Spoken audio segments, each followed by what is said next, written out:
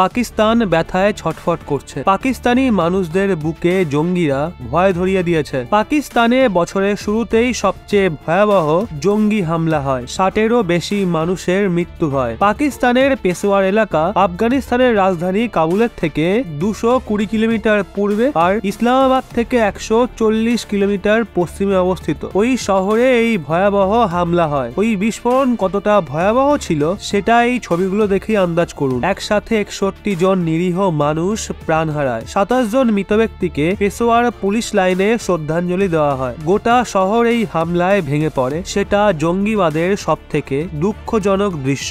এই দৃশ্য বলে জঙ্গিবাদ যেই অবস্থাতেই থাকুক সেটা সর্বদা দুঃখ প্রদানকারী এবং প্রাণনাশকারী হয়। মৃত এই মানুষগুলোর অন্যায় কি ছিল? তারা তো আল্লাহর কাছে প্রার্থনা করতে এসেছিল, কিন্তু তারা কি আর জানতো আল্লাহর স্থানেই কোনো জঙ্গি তাদের প্রাণ কেড়ে নেবে? পেশোয়ারে মসজিদকে নিশানা করে হামলা হয়। হামলাকারী সুইসাইড বোম্বার ছিল, যে মসজিদের কাছে পৌঁছে নিজেকে ব্লাস্ট করে দেয়। যেই জায়গায় এই হামলা হয় সেটা হাই সিকিউরিটি জোন। 400-র বেশি পুলিশ কর্মী মোতায়েন ছিল। যেই সময় হামলা হয় ওই সময় মসজিদে নামাজ শুরু করার জন্য মানুষজন একত্রিত হয়েছিল। ব্লাস্ট হতেই মসজিদের ছাদ ভেঙে পড়ে যায়, আর দেখতে দেখতেই ইবাদত স্থান কবরস্থানে পরিণত হয়। ওই হামলায় 61 জনের মৃত্যু হয়, 150-রও বেশি মানুষ আহত হয়। মৃতদের মধ্যে 5 জন পুলিশ কর্মীও ছিল। মসজিদে 2 জন ধর্মগুরুরও ওই বোম ব্লাস্টে মৃত্যু হয়। পেশোয়ারে ব্লাস্ট হওয়ায় সমগ্র পাকিস্তান শোরগোল পড়ে যায়। বিশ্বের সমস্ত দেশ ওই হামলার নিন্দা করে। একদিকে পাকিস্তান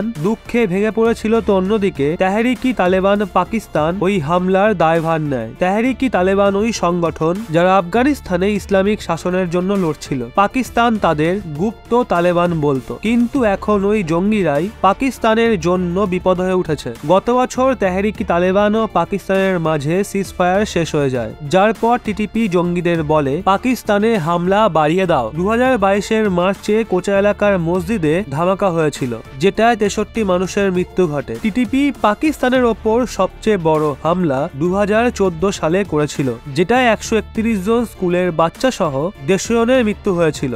যেই জঙ্গিদের কোনো এক সময় পাকিস্তান রক্ষা করত, এখন সেই জঙ্গিরাই পাকিস্তানকে বরবাদ করছে। পেশোয়ার ব্লাস্টের পর হাসপাতালে এমার্জেন্সি ঘোষণা করা হয়। পাকিস্তানের প্রধানমন্ত্রী আহতদের সঙ্গে সাক্ষাৎ করে তাদের মনোবল বাড়ানোর চেষ্টা করে। সেই সঙ্গে বাকি মানুষদের আবেদন করে রক্তদান করার জন্য, যাতে ওই মানুষগুলোকে বাঁচানো যায়। আপাতত এখন তো পাকিস্তান জঙ্গিবাদের শিকার হচ্ছে, কিন্তু প্রশ্ন এটা থেকেই যাচ্ছে, কবে পাকিস্তান নিজে জঙ্গিবাদের বিরুদ্ধে অ্যাকশন নেবে? বন্ধুরা, এই বিষয়ে আপনাদের কি মনে হয় অবশ্যই কমেন্টে জানান।